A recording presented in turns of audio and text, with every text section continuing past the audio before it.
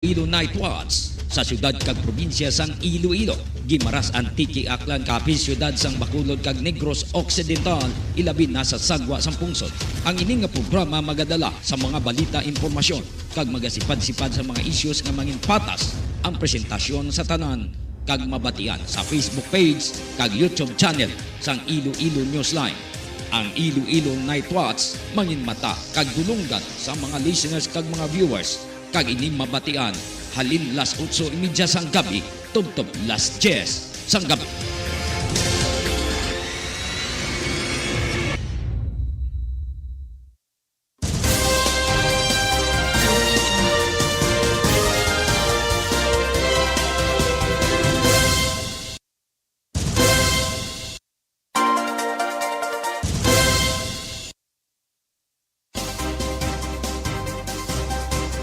Mayong gabi banwa, mayong gabi sa atong mga listeners ka mga viewers. Kumusta na kamo mga Newsline? Nagapamati na kamo sa atong nga pagwaragwag Martes nga edisyon. Sa atong pagdala sa mga issues pizza 17 sa bulan sang Enero 2023. Kadasig lang sang inadlaw, kadasig lang sa pitik sang oras. Dugay-dugay Pebrero na naman kita. Dali na lang Chinese New Year. Kadungan ini sa highlights sang Dinagyang Festival. Sa atong malis na sa abroad, kumusta na kamo? Sa Luzon, Visayas, Mindanao, sa syudad kag probinsya sang Iloilo, Antique, Aklan, Capiz, Negros Occidental, Bacolod kag Guimaras, maayad-ayad nga gabi sa inyo nga tanan. Mga sa aton man nga mga listeners sa iban pa nga mga lugar sa gutom malabutan sa aton nga pagwaragwag, mayo lang nga pagpamati kabay pa palihog lang like, share and follow sa Facebook page sang Iloilo Newsline kag subong man sa Guimaras Newsline. Palihog man subscribe sa YouTube channel sang Iloilo Newsline para madasig ninyo mabalan, mabatian, makitan kung ano ginman nga mga insidente nga nagakalay nabo diri sa syudad kag probinsya sang Iloilo. Subong adlaw medyo magutok kag nagalinag gumba ang drum sa syudad sang Iloilo. May blocking ang mga tribus, no? Ang mga naganlain nga mga tribo nga magapasundayag sa kasadyahan kag Dinagyang Festival. So magagutok na naman no? Ang aton nga mga mayor nga dalanon sa syudad sang Iloilo hasta sa distrito sang Mandurriao. Bao daw amo subong ang target sa aton nga mga kuturan nga magpaliwaliwa. Standby anay sa aton nga mga listeners, standby sa aton nga mga viewers kay unaon naton check ang aton nga weather specialist. Naka-standby na subong sa aton nga linya. Iloilo Newsline Weather Update.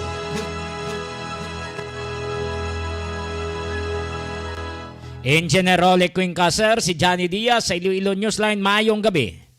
Yes sir, mayong gabi mo sir. Kag sa aton yan yung mga tagpalamati. Muna itong latest weather update si Bong Adlaw, January 17 year 2023. Sa karon ng low pressure area, ginamonitor natin sulod sa aton par, hindi natin inisa na sa platan sa vicinity sa Homonhon Island, Eastern Samar. Samtang may isa naman kita ka low pressure area nga sa platan natin kay na hindi natin siya nakita 330 kilometers west of Puerto Princesa City, Palawan. Ang ini nga mga low pressure area as of now, malubog ang chance ang mag-develop sa isa ka bagyo within the next 24 hours. Samtang shoreline naman ang nag-eport sa eastern section sa Southern Luzon ag Visayas.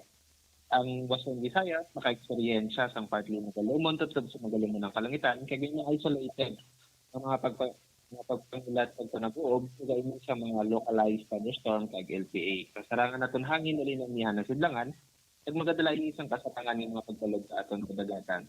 Para sa itong forecast range of temperature, yara kita sa 25 to 30 degrees Celsius na adlaw. Ang tunod na 5:47, kag magabot laki ni siya sa stress buwas sa ata. Kung natin latest with the update, Lilo Pagkasa, Nolaglang ka. Anong posibilidad nga mapiktuhan kita sa sining nga mga inadlaw ilabi na nga kung mahiwaton kita nga fluvial procession na Engineer Quinca, sir? Yes sir, ang ining mga local area sa karon sir based sa current data. Bago pa naman ang ilang sa mag-develop sa bagyo after gihapon, Padanatin hindi lang nga pagamit. Ay, see.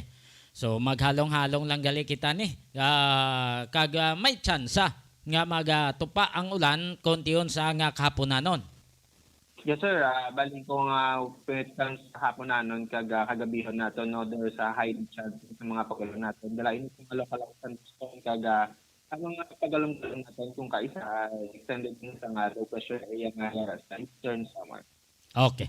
En general ko ka sir, madamo nga salamat kag maayong gabi. Yes sir, thank you kag mayang gabi nan. Iloilo Newsline Weather Update. Nabatihan ang aton nga local pag-asa kay ginadolong sa inyo sa Vitron Animal Clinic. Ang Vitron Animal Clinic na hamtang sa Barangay San Miguel, Hordan, Guimaras. Magpadulong ka sa Santa Teresa, Hordan, Yara sa left side. Sa unahan lang sa nga balay ni Mayor Inge Chavez.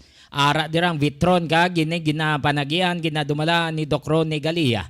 Approachable ini nga doktor kag madamo dal mga staff ya mapinalanggaon man sa mga sapat. Dalaan nyo to inyong mga sapat kung pabulong ka mo o magpa-immunize ka mo, ara lang sa Vitron Animal Clinic.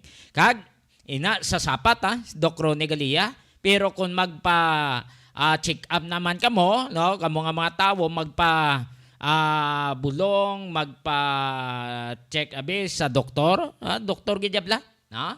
Ara naman sa kay Dr. Marilyn Garmay Gaitan.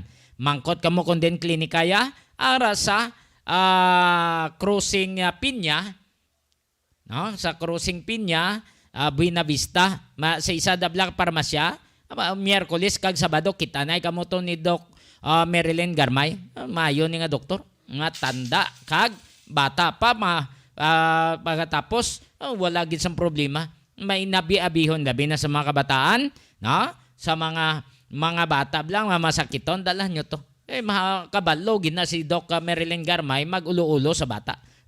Kinanglan nga ulo-uluhan tatagan lulit papatagan niya na iya. No, importante nga mabulong ang bata kung ano ang ginabatyag niya.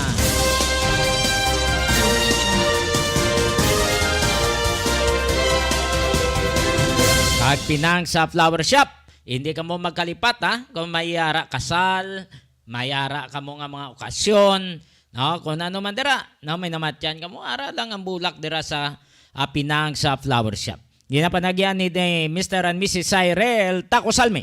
Mayara sila mobile number 0920-825-6483, 0920-825-6483 kag 0916-786-8896. 0916-786-8896 diha Pinangs Flower Shop. Nahamtang ini sa Snart kilid gid sang Los Filipinos Bakery. Matubang ka sa bakery, ara sa right side ang Pinangs Flower Shop. 4 minutos na nakaligad sa alas 9 sa aton nga mga headlines.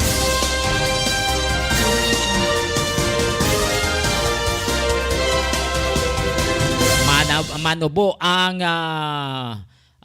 posibilidad o kung probability nga ipaidalom sa state of calamity nga extend bala ang state of calamity sa Pilipinas bangod sa COVID-19. Inigin pahayag ni DOH Undersecretary Maria Rosario Vergere.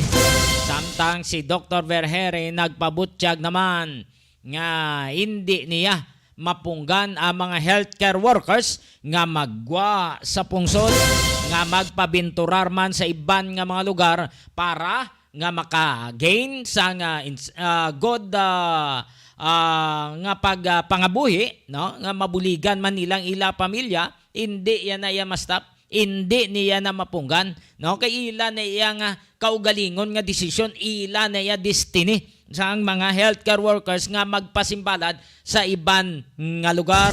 Unless otherwise, nga ipasakaan man ang ilang nga sweldo diri sa Pinas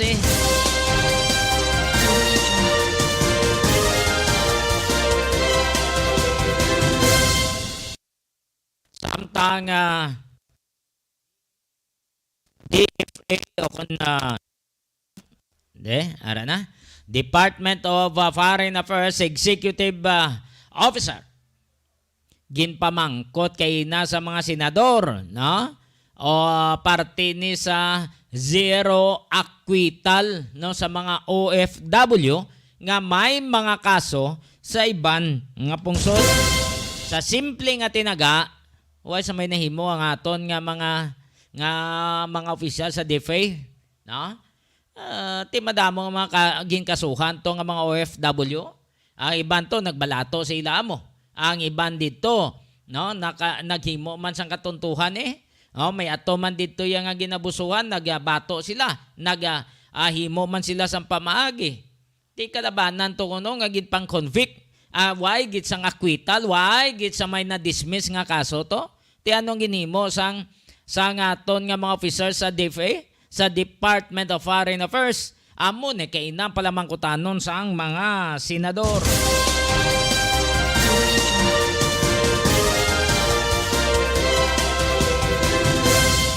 Nakaga President BBM nagpanugyan sa mga pumuluyo, no, sa parte ni sa Asia Pacific nga naghambal siya nga dapat nga magpalayo kita sa mga Cold War na sa mga Cold War mentality bla na, no, daw nagapaaway bla, no. Kon patihon tala na sila ay ang ginahimo sang iban basi hindi na kita makafocus man niya sa aton ekonomiya. Bayilan da sila kung maginamon sila, kung nagamarites da sila, bayilan da. Mahay kunara da bulugasan ta kay. Kabalo man na sila maghimo sang ilang nga mga katungdanan, kabalo man na sila nga sala man ang ginahimo nila. Samtang Senator Aquilino Pimentel III nagpahayag nga pagsaka sang mga presyo sang Bombay, may ara nga manipulate, may ara sa likod nga mandatos nga dapat pasakaan ang presyo sang Bombay.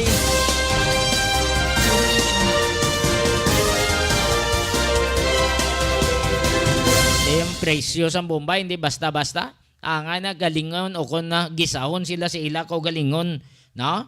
Mantika. Samtang Philippine National Police deny sang ila involvement sa alleged abduction sang duha ka mga miyembro sang aktivista, no?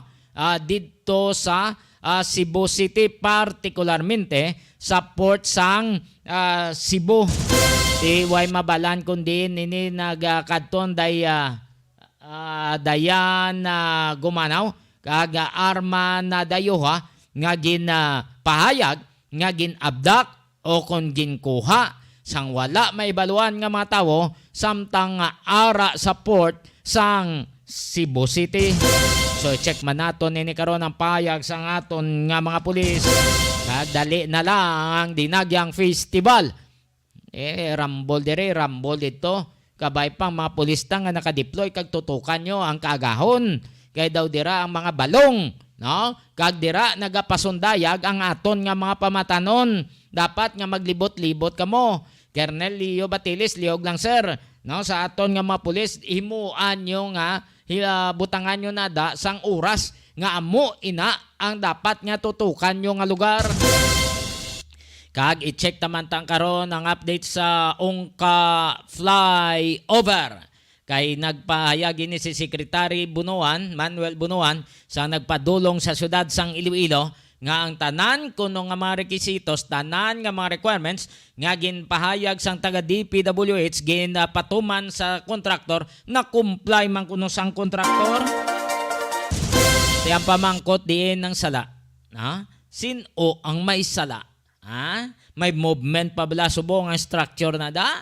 Pwede na bala maagyan sa mga light vehicles nga ginpahayag sang nagligad sa ginkandak ang load testing nga kay before sina nagpahayag si Director Nere Bueno sa DPWH Region 6 nga mapagyan, no, sa highlights sang dinagyang o kung sa kasadyan kag dinagyang proper ang Ongka flyover.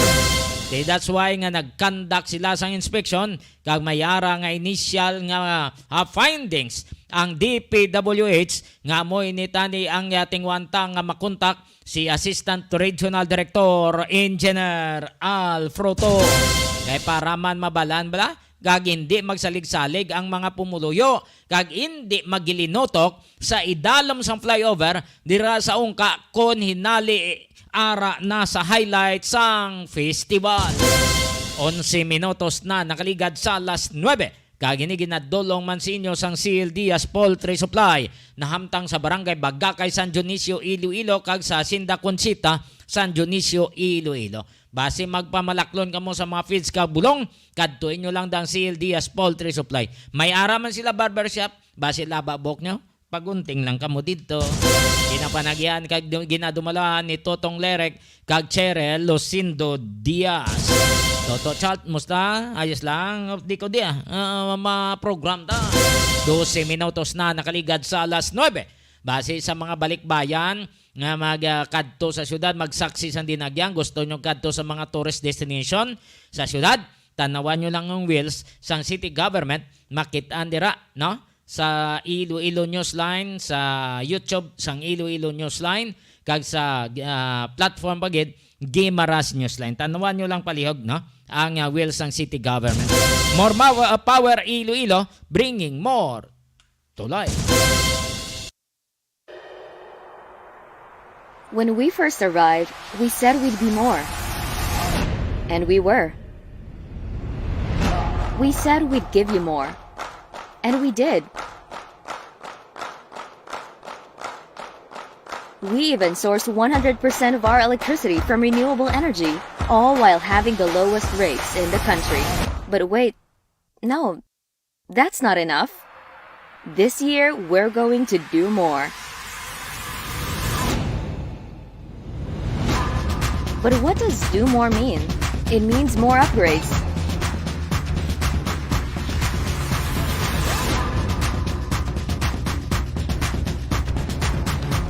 More trees, more mangroves, more fingerlings, more crops, and more fruits.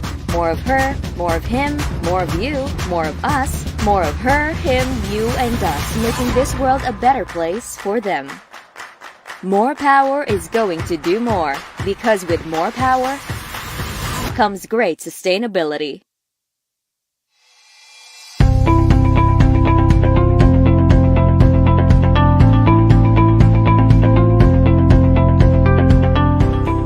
Health complex. A health complex will rise complete with hospital, quarantine, isolation and dormitory facilities, and molecular laboratory, all in one location at Barangay San Pedro Molo. The 104-bed Level 2 hospital will have an intensive care unit and specialist doctors per DOH standards. Molecular laboratory. There's an urgent need for faster releasing of RT-PCR results to effectively and efficiently manage confirmed cases. With that, we converted the ALS building into a temporary COVID-19 molecular laboratory, hiring 34 medical technologists. Later on, the machines can be calibrated to test dengue and HIV. Contact tracing. We already trained 120 persons as contact tracers. The City Epidemiology and Surveillance Unit of the City Health Office is conducting aggressive contact tracing to locate all close contacts and manage confirmed cases efficiently and effectively. Patient transport. 6 ambulance units and 1 minibus are being used by the Iloilo City Emergency Response of the City Disaster Risk Reduction Management Office in transporting positive patients to healthcare or quarantine facilities. Modular Hospital. Iloilo City government and partners have started preparing additional beds for COVID-19 patients. This temporary hospital seeks to address the high health care utilization rate, considering the city-based facilities also catered to patients from 5 neighboring provinces in Panay Island. A 66-bed modular hospital, which is a 3-unit 22-bed per unit, will be built nearby Suok Quarantine Facility. An additional 32 isolation beds will also be built in front of the existing one, also in Sook. The isolation and quarantine facilities shall form part of the proposed hospital in collaboration with the Department of Health. Quarantine facilities. St. Therese Hospital, which has been non-operational for quite some time, has been lent for free and has been serving as a quarantine facility. This move is in preparation for possible increase in infections, which may be caused by the more contagious Delta variant. Iloilo City has put in place a total of 1,500 isolation beds, including close to 1,000 in government-run facilities and at least 500 private beds in various partner hotels in case of COVID-19 surge. This will cater to mild and moderate cases to give the already overwhelmed hospitals a breathing room. City-run facilities have provided lunch and dinner meals, medicines, vitamins, hygiene kits, and medical checkups. City Vax Teams. The city's vaccination teams include City Health Office doctors, nurses, vaccinators, health workers, site managers, liga ng mga barangay, IT, PSTMO and PNP personnel, volunteers, and logistics team from the General Services Office. They target at least 10,000 vaccinations a day in the 5 identified mega sites: SM City, Robinson's Haro, Mega World Transport Hub, Central Philippine University, and Ateneo de Iloilo. They also conduct community-based vaccination in barangays identified as having low vaccination turnout. We have 28 medical officers or doctors, vaccinators composed of 51 nurses and 13 midwives, 16 nursing aides, 13 dentists, 303 assistants composed of BSPOs, health workers, health center staffs, and etc. Disinfection. City Health Office Sanitation Division disinfects city government offices that are locked down following confirmed cases, as well as national government agencies and establishments that request assistance. Volunteer fire brigades and Bureau of Fire Protection also help in disinfection. The threat of this pandemic has pushed the Iloilo City government to double its efforts in fighting the unseen enemy, without overlooking the usual health issues, problems, and concerns that need to be addressed. Let us continue to bring Iloilo City to the next level.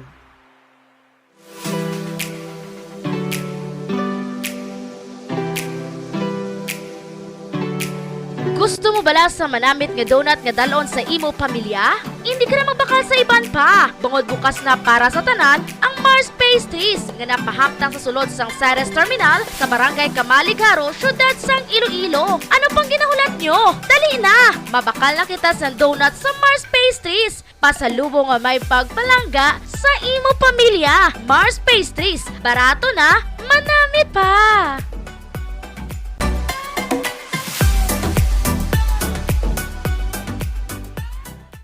5, 6, 7, go!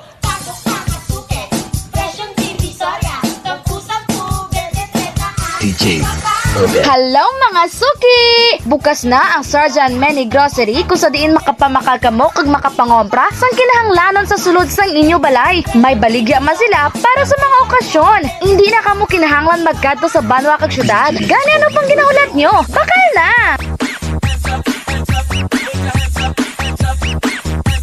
DJ Obet.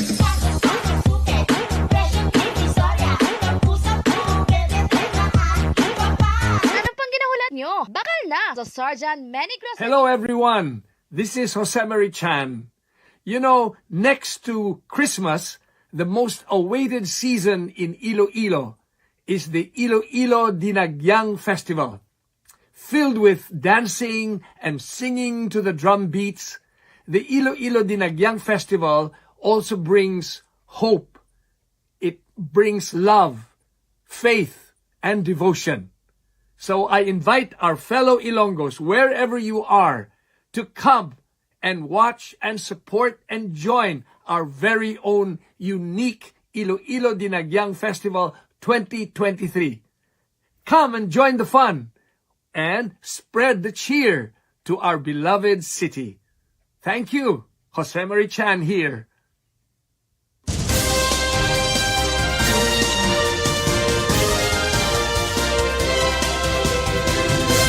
Minutos na nakaligad sa alas 9.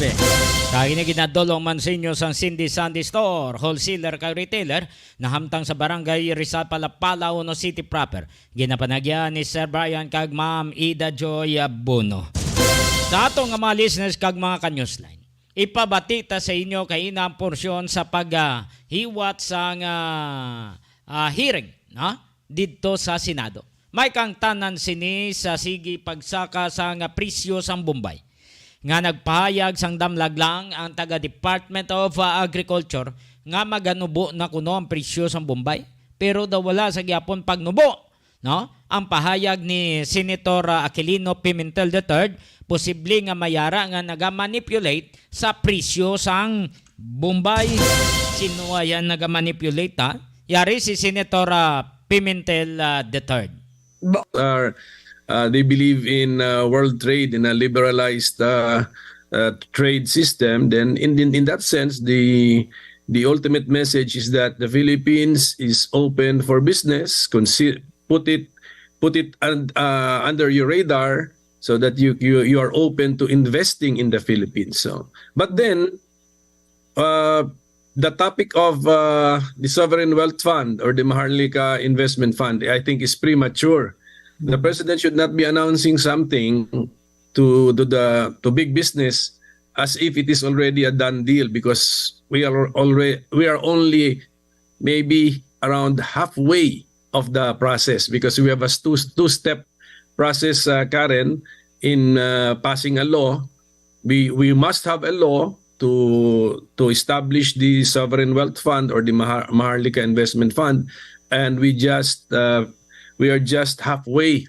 Two steps po yan. The first step is it should pass the House of Representatives, and then second step is it should also, the measure should also pass the Senate. Okay. Wala pa po sa Senate. Not even a counterpart bill has been filed in the Senate.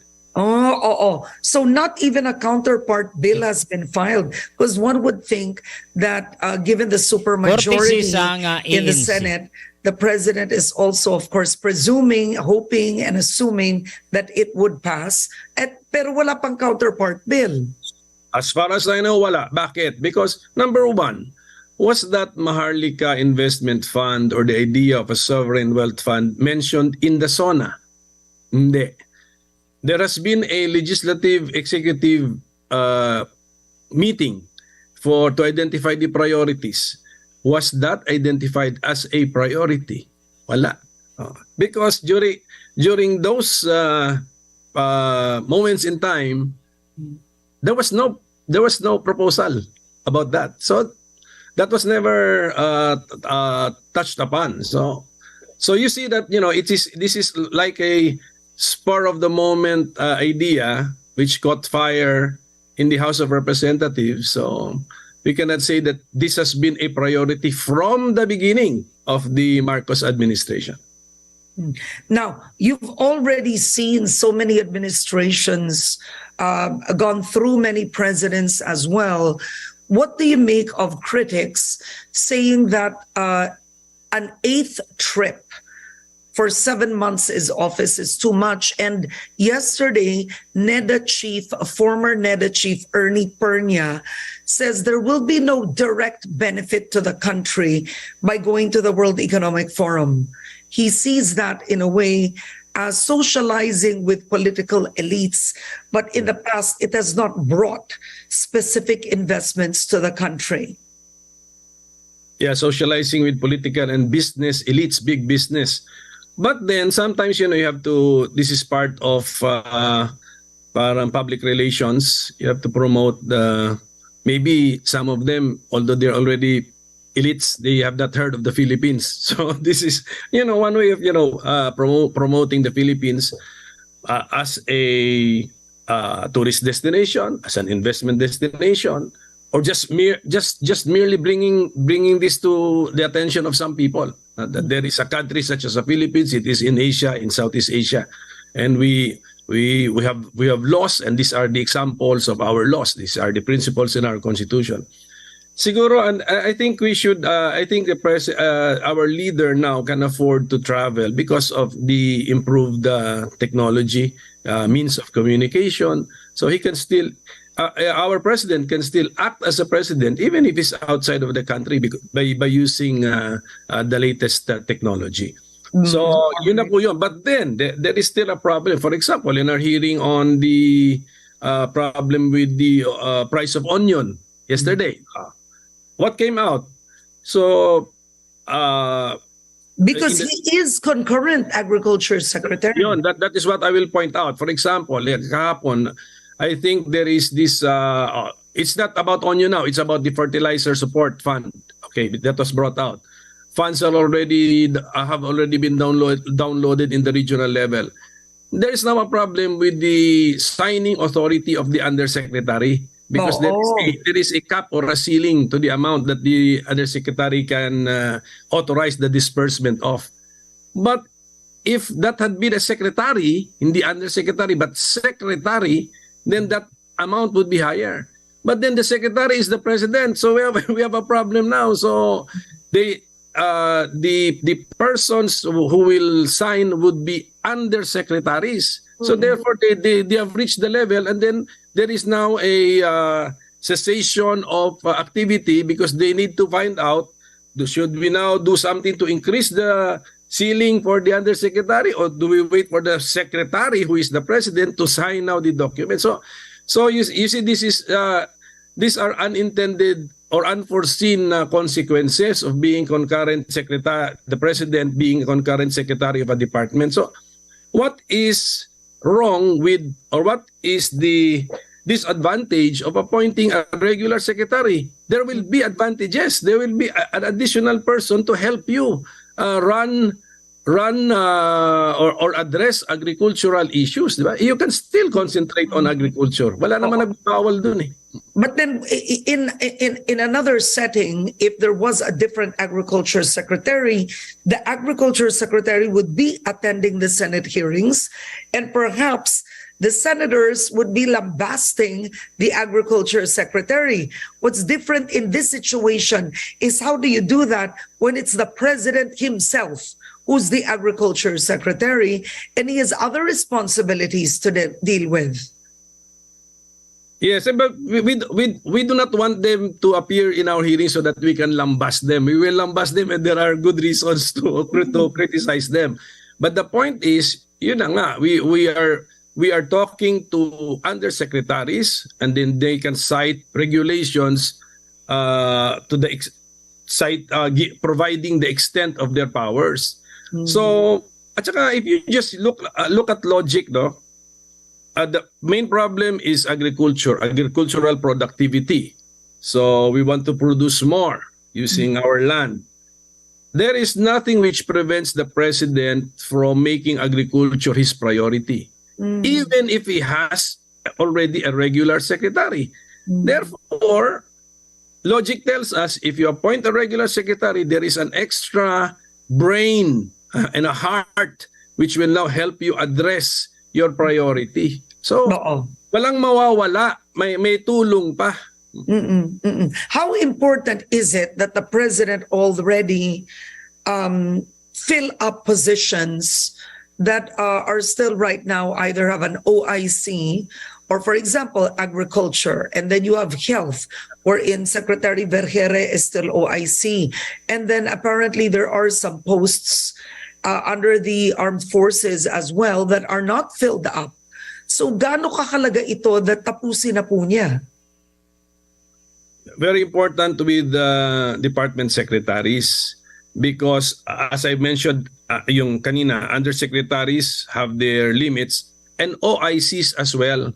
The actions and decision-making processes of OICs, yung officers in charge, acting like a secretary, are not the same as the secretary. Even the hiring of people below the secretary level cannot be done by the OIC. So ganun po yun. So if you want a more efficient governmental operations, then we should fill up the vacancies in government pursuant to the structure of government. So pagdating doon sa military, I believe they have a board.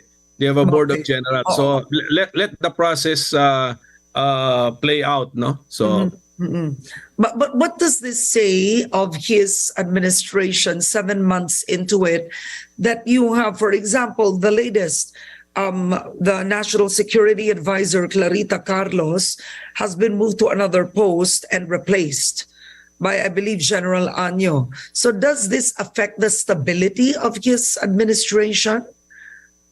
I mean, prior to that, you had changes in the AFP as well. Well, ako kasi if one good trait is admitting that you made a mistake or a person is not in the proper position because his or her full potential is not being realized. So okay lang po ito, yung mga adjustments like this, part of governance po yan. Governance is actually an ongoing live experiment. So you put someone in a position, you find out now, although he or she is good, he or she is not a perfect fit for the position. So you look for the position where this person will realize the full potential in the service of the country. So okay lang po 'yon. Okay lang po yung mga ganon. And then of course, yung mga secretaries, including the National Security Advisor, are alter egos of the president. It is as if siya din yun. So the president should get people that he fully trusts, and then that he is at ease with in working with them. Okay. All right. Before we move on to other topics, I mean, let's be honest. It's been 7 months. It's the 8th trip. There's a trip after this. Is the president traveling too much? It's difficult to give a judgment on that, Karen, because the world has changed. There is ulitin ko, technology allows you to be on top of things even here in the Philippines. And but the traveling also takes expenses. Yes. I mean, now they're asking for transparency just with the expense and the delegation. The word is there are 13, but with the business delegation, allegedly, supposedly, it's ballooned to 70, which is bigger than other countries. So is he traveling too much? On the frequency, I think he's just honoring the invitations extended to him. So okay din po yun, because that's part of our international relations. On the number of the delegation, I think this our big business people are paying for their trip, for their own expenses. But then we will come back to this issue during the next budget cycle, because the ODOP has traveling expenses. It has also confidential and intelligence funds to the tune of billions of pesos. So tatanungin natin ngayon kung naubos ba yung traveling expenses, what did they use to supplement the item for traveling, kung naubos man. But mabilis po maubos yun with the weak peso that we have, and then of course you spend in dollars when you're abroad. Okay, moving on now to the bigger problem of the onion prices. What have you discovered? What's been revealed so far? Masakit at masaba. I mean, onion farmers feel, those who have expressed themselves yesterday, feel that they are not fully supported. They are losing hope, or what is this? Ang term kasi, nawawalan sila ng gana na in onion farming because of the lack of government support. So what are the manifestations of the lack of government support? Cold storage facilities, wala daw. Okay. And even if there are, for example, in one province, Mindoro Occidental, there are 2. Space is not, there are 2 physical cold storage facilities, but they are full. So there's no more space for the produce of local onion farmers. So what is taking up the space? Sabi nila, traders' onions. not farmers' onions.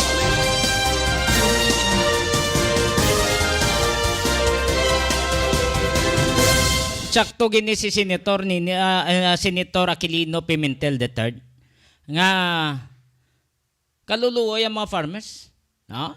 Posible may aragin nga nagamanipulate. Tanawan nyo bala, nag-harvest na subong, sige pa Japon yung pagsaka sa presyo sa nga Bombay. Kag isa pa dira, no? Nagligad, nag-release ang DA kuno sa nga abono, tinakalabot sa mga mangunguma. Wala. Gimpang lista lang to nila. Hala, pang lista. Sa subong, wala man sang na-release tong abono. Kay hambal, i-release na kuno. Ti din to nagkadtong kwarta nga gin-release. Ha? Kay sino to nagkadto? Ang mga farmers nakabaton? Wala. Nakapamangkot kita. Hasta subong may ara sa gyapon na nga nagamanipulate. May ara sa gyapon na kawkawan. Tingala tang hasta subong ang presyo sang iban nga mabalaklon hasta ang kalamay way pagnubo kay saka sa gyapon bisan pa milling season. Daway na ni kauntata ng korupsyon niya sa DE haw. Daw sige-sige na lang di galabok na ang guyas ang iba niya haw. Puwira lang sa mamayo. Ha? Kaluluoy ang aton nga mga local farmers. Kaluluoy ang aton nga mga mangunguma nga nagabakas sa pagtanom para nga makakaon kita, makadada kita sang 3 ka bisis sa isa ka adlaw.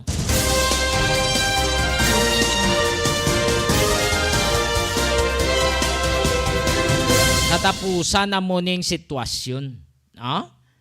Ano daw pinabayaan ng DA? Ang sekretary, ang DA, mo mismo atong presidente. Sino na di ang officer in charge? Sino ang gintugyanan ni BBM? Dapat tutukan ninyang DA kaya mo ning aton nga pagkaon, amo na di aton nga ginasandigan para sa mapresyo sa mga balaklon nga halin sa uma. Tikon way ni bi ang aton nga mamangunguma mano kita. Kaluluoy ang mga small farmers, kaluluoy ang mga pigado. Haluson makabakal sang mga pagkaon nila para nga itayhong sa baba sang ilang nga mga kabataan. Why sila sa inog bakal? Wala sila sang inog produce nga produkto. Kay why sa inog bakal nga mga abono kag iban pa dira nga makinanglanon sa uma. Tikon hindi ninyo pagsuportahan, hindi ninyo pag-i-upgrade ang mga kinanglanon, ang mga gamit dira sang mga mangunguma, ano matabo? Gutom.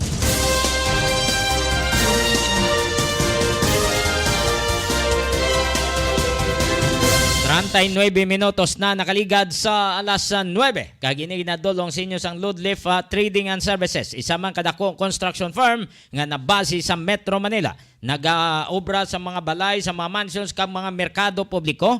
Kadtuin nyo lang ila opisina palihog sa Block 5 Phase M, Francisco Homes Gio, San Jose del Monte City, Bulacan. Pwede nyo mapakigangutan si Engineer Joey Diaz o kung text ka mo sa 0939-812-6336. 0939-812-6336 o kung mag-email ka mo sa maria_rosim@yahoo.com. Base man nga mag-order ka mo sa mga priskang isda, yara sa Cruising Patio, Dueñas, Iloilo. Pangitaan nyo pwesto ni Nijima Topas kag ni Digol. Mayo man magluto o kung mag-cater sa mga okasyon, kadtuin nyo lang si Nijima Topas. So hindi ka mo makalipat sa mga balikbayan, base magkadto ka mo syudad, magkadto ka mo sa mga matahom nga lugar sa syudad, tanawan nyo lang ang wheels sang city government ara sa Iloilo Newsline, kag ara pa sa isa ka platform ang Gimaras News. More power Iloilo, bringing more to life. When we first arrived, we said we'd be more. And we were. We said we'd give you more. And we did. We even sourced 100% of our electricity from renewable energy, all while having the lowest rates in the country. But wait, no, that's not enough. This year, we're going to do more. But what does do more mean? It means more upgrades.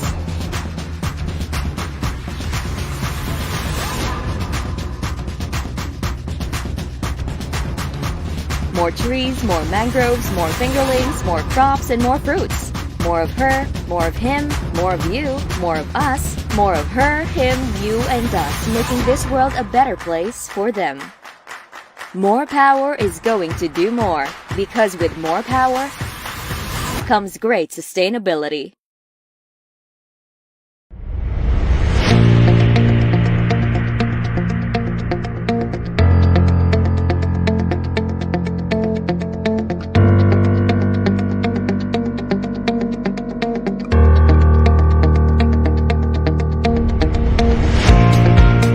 Our roadmap, Wheels for Inclusive Development and Good Governance, has been the backbone of our mission in bringing our city to the next level. W, our first addendum among 6, stands for welfare. Efficient traffic management is one of the important aspects of this platform. Iloilo City prides itself being a walkable and bikeable metropolis, hailed as the most bike-friendly in the country. Its wide diversion road, complete with pedestrian alleys and protected bike lanes, attract attention, acclaims, and accolades from all over the place. Ilonggos and visitors can stroll along spacious sidewalks without eyesores and lighter sights of the busy streets because of less traffic, while bikers are safe in sharing the roads. Here are some specific actions made to achieve efficient traffic management. An intelligent transport system is in the works for a centralized coordination of related choke points and gray areas in the field. This is one of the major features of the iCare Command Center at Gaisano Business Hub. Iloilo City is creating its Traffic Academy for knowledge and training of traffic personnel and drivers through annual refresher courses. The initiative will be established at Technical Institute of Iloilo City, Barrio Obrero Campus. We will be the first LGU having this kind of program. City Hall has provided 20 motorcycles for traffic personnel to perform their duties and conduct check of road conditions, especially on areas that experience congestion. 20 bike patrols are doing regular rounds along Esplanade to ensure enforcement of public safety. 2 patrol vehicles are being used to respond to assess and address urgent situations. The Public Safety and Transportation Management Office, Task Force ASIS, and Office of Barangay Affairs implemented the road clearing operations upon the orders of the national government. Iloilo City's efforts got 83% rating from the Department of the Interior and Local Government or DILG. For the displaced sidewalk vendors, due to the clearing operation, they were provided a new space. Financial assistance was also given to them so they can start anew. As Iloilo City levels up, it also gets to face more concerns, especially with regard to traffic. The city government has sought the help of the Metropolitan Manila Development Authority or MMDA in crafting a traffic plan in August 2019. City Hall personnel attended a traffic management seminar with the guidance of scientific and engineering experts. Slowly but surely, officials are optimistic this will give resolution to traffic problems. Iloilo City is geared towards developing more open spaces and access for pedestrian as well as alternative thoroughfares for riding public. We ensure that our city is highly livable and has competent value for safety, peace, and order. Level up Iloilo City.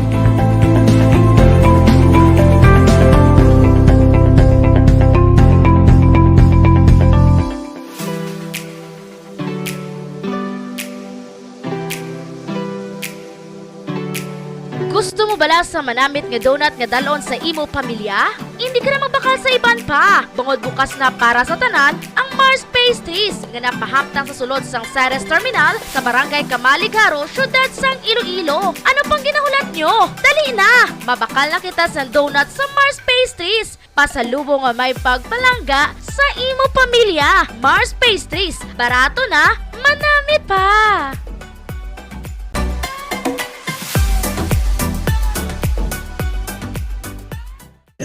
6, 7, go!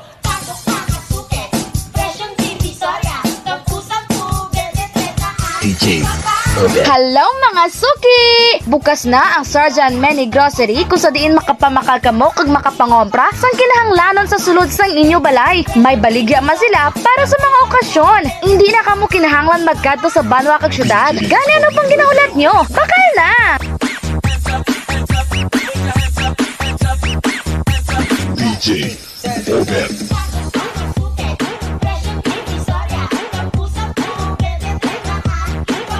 Ano pang ginahulat nyo? Bakal na sa Sergeant Many Grocery.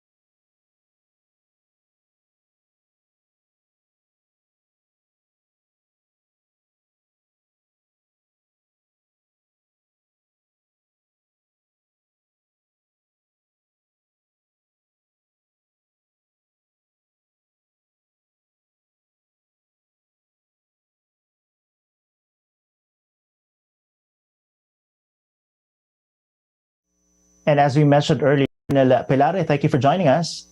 As well as the colleagues of the two, Arman and Dayan, parents. And we did not find any relevant information during the investigation, but we were closely monitoring the developments of the case.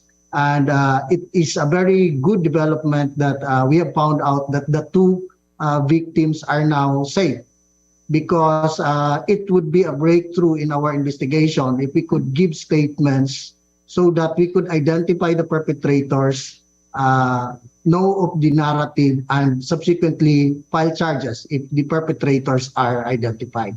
Lieutenant Colonel, have you talked to Dayan and Armand? Because they claim that they were arrested by men who identify themselves as police officers. They were supposedly blindfolded, driven in circles, they were detained while incommunicado with the families and interrogated in separate rooms. So these are serious allegations against the police. Are you aware of any police involvement in the incident? Number one, it's not the policy of the police to just do these things. What we do is we arrest people after we have found evidence against them. Then we charge them in court. That is how our criminal justice system works, and I believe that it is not the PNP is not involved in this particular case. And the fact that the two victims are now safe could really help us investigate and really know what happened in this case. So we are trying to reach out with the parents and to the two victims to cooperate with the investigation. Because their statements will be very indispensable in the filing of charges.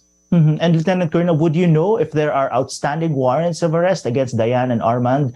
Is there any case that they are facing or any plausible reason at all why alleged police officers would arrest them? Actually, what we have in our data is that Dayan was previously arrested for a violation of Public Assembly Act during the COVID times, but they were released and their cases are now in court being tried. Other than that, we have we have not found any reason that police or any other individuals would arrest these two victims. And Lieutenant Colonel, can you confirm the claim of Karapatan Central Visayas that supposedly the Philippine Coast Guard and the local police initially denied there was a commotion at the Cebu port at the time of the alleged abduction, but there is a video now which we have shown earlier to our viewers of the incident. Are you also going to investigate the Cebu Port Authority, the Coast Guard, and the local police in charge of the area as to why they were not able to respond to the commotion? Yes, actually, the regional director, Pro 7, has ordered an impartial, thorough, and swift investigation regarding the incident and all the agencies involved. We have called already Maritime to give their side, and we will update you if any developments are secured in this case. And Lieutenant Colonel, what's the timeline for the investigation? When can we expect the outcome and the filing of complaints, if ever? We are seeing that this case will be solved as soon as possible because the two victims are already safe and they could give statements. But we understand, sir, that they are still probably in a traumatic situation right now. We will just wait for them when they are ready. What we can assure is that Police Regional Office 7 will conduct an impartial probe regarding this incident and file charges if the perpetrators are identified.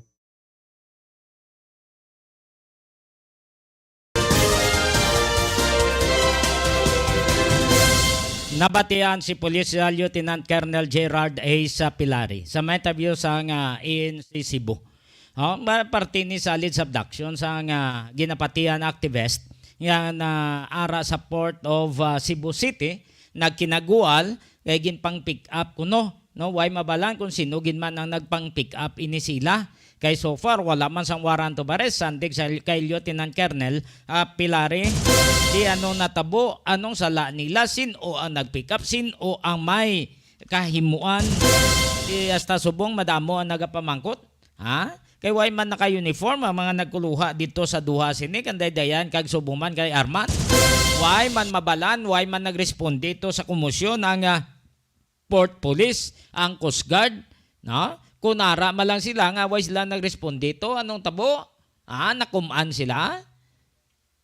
Kung ara sila dito sa lugar, nga way nila ginkadtuan dasong kung malapit, kung makita malang nila ni? Nga sige ng kumusyon to? Kag sino ato, nasudlan sila sa ila compound? O imposible na sudlan pa sila sa compound nila, wala nilang balan nga mga miyembro sa Port Police da. 54 minutos na nakaligad sa alas 9. Panugyan ta lang sa inyo ha. Maglagaw ka mo syudad. Hindi ka mo sa agad dala mga alahas nyo da. Mga cellphone nyo mahalalon. Hindi nyo sa agad dadala. Hindi nyo pagbutang ang inyong mga bag sa likod nyo. Ibutang nyo sa tubang kay budlay na way tambalan kung damo kawan da. Ha? Hindi ka mo magsalig nga sa palibot may pulis. Hindi na tanan-tanan makitan sa pulis, ilabi na kung tamak damo tawo. Kag hindi ka mo maghimo dira sa mga katuntuhan, maghaboy sa mga higko nyo, may mga basura, ihaboy nyo da sa insakto nga lugar. Hindi ka mo maghaboy basura, bisan diin lang, o kung sagad na lang kuanang ka mo, bisan split, o kung magpangihi ka mo dira. Hindi, hindi man ka mo magminaoy, kay base isulod ka mo sa container van dera o kung pick up pon kamo sa mga pulis naton kabay pa nga wala magpasaway kay madamo sa mga bisita nga magasaksi sa Dinagyang Festival. Aring panginbitar no sa nga aton nga mga local artist sa mga magsaksi magkadto sa siyudad sang Iloilo para sa Dinagyang Festival. Halabira, Iloilo, halatagyang, Iloilo, halabira, Iloilo, halatagyang, Iloilo.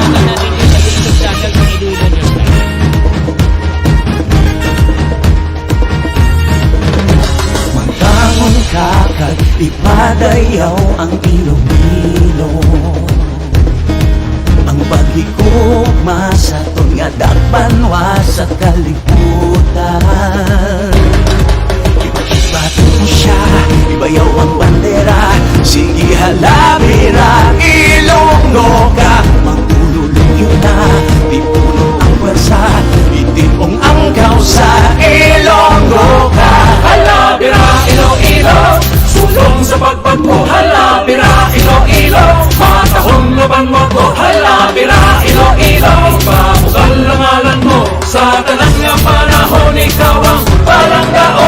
Sa paglakat sang malawit nga tiniol, nakilala ka sa mata mong buluhan kon ang imong nga tinagyang kag imong kasadyahan, patayon nga kinapasidunggan. Ipapukal mo ang ibomalan, ipapukal mo ang mga binuhatan sang imong ginikanan, kag imong kabataan, kagoy nga ipakanta sa kaswagan. Oswag Iloilo, I am Iloilo. Oswag Iloilo, para sa mga Ilonggo. Oswag Iloilo, I am Iloilo. Oswag Iloilo, para sa mga Ilonggo.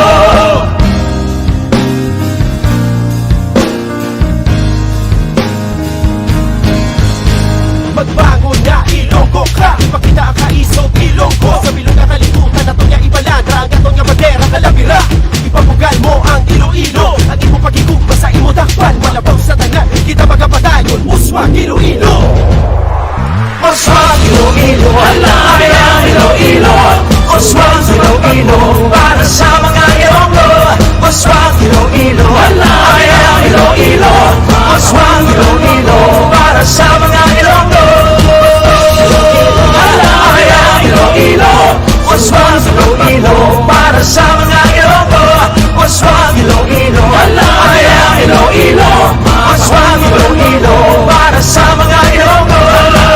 Iloilo, viva Señor Santo Niño. Haladagyang Iloilo, viva Señor Santo Niño. Haladagyang Iloilo, viva Señor Santo Niño.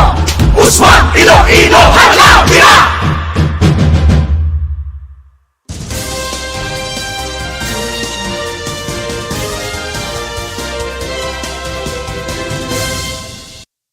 Halabira, Iloilo, Viva Señor Santo Niño. So madagyang kita, basta matawhay lang.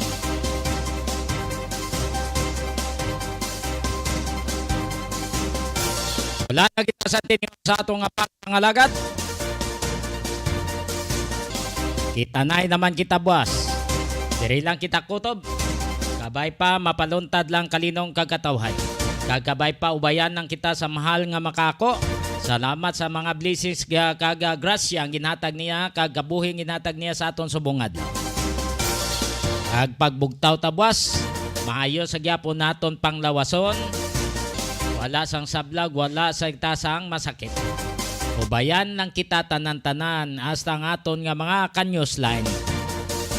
Kag paluntad lang ang kalinong kagatawhay sa tiyon sang Dinagyang Festival. Sa tanan-tanan nga mga listeners, sa tanan-tanan nga mga gwardiya on duty, kay Security Guard Aldia, happy birthday. Sambalya Car Transit Incorporated o kung sa Series Terminal, happy birthday Chief. Kag sa iban pa nga nagahiwat sang kadlawan, happy birthday. Opod lang kay Toto Boy Jeff kag Nonoy MJ. Ini ang inyo alaga Johnny Yanson Diaz. Madamo nga salamat kag mayong gabi Pilipinas para sa Iloilo Newsline.